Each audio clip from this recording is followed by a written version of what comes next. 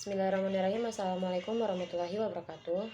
Perkenalkan, nama saya Sapna Nur Octavia dengan NIM 2021-0520-105. Ingin mengerjakan tugas video tentang studi organisasi gitu.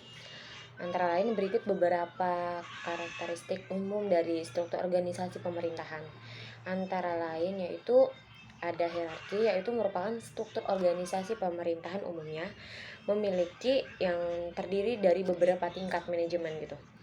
Biasanya struktur itu terdiri dari kepala negara, terus tingkat pemerintahan pusat, terus tingkat pemerintahan regional, terus tingkat pemerintahan lokal, dan setiap langkah dan setiap tingkatnya itu memiliki tanggung jawab dan wewenang yang berbeda-beda.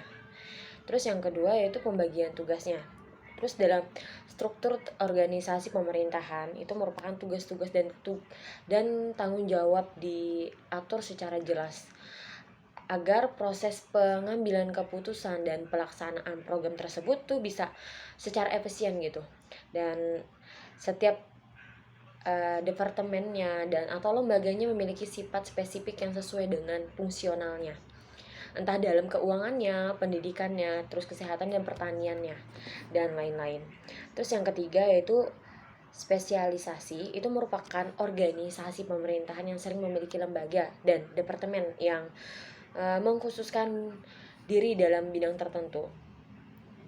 Terus dalam spesialis ini mungkin para pejabat dan pegawai itu pemerintahan untuk memiliki keahlian dan pengetahuan dalam tugas-tugas mereka, terus sehingga memiliki efisien dan efektivitas dalam pelaksanaan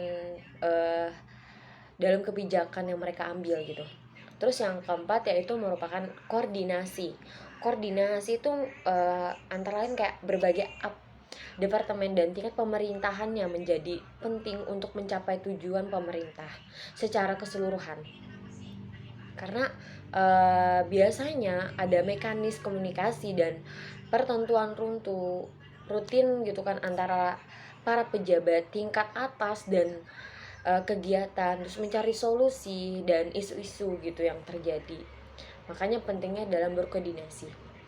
Terus yang kelima yaitu kewenangan dan otoritas. Itu merupakan struktur organisasi pemerintahan, menentukan kewenangannya dan otoritasnya yang dimiliki oleh masing-masing lembaga dan tingkat-tingkat pemerintahannya. Terus dalam pemerintahan pusat umumnya memiliki kewenangan yang luas, sementara pemerintahan regional dan lokal-lokalnya tersebut itu merupakan tanggung jawab gitu dalam keputusan program tingkat wilayah yang lebih terbatas gitu. Terus fleksibilitas itu merupakan struktur pemerintahan perlu dapat beradaptasi dan perubahan dalam lingkungan politik, sosial, dan ekonomi.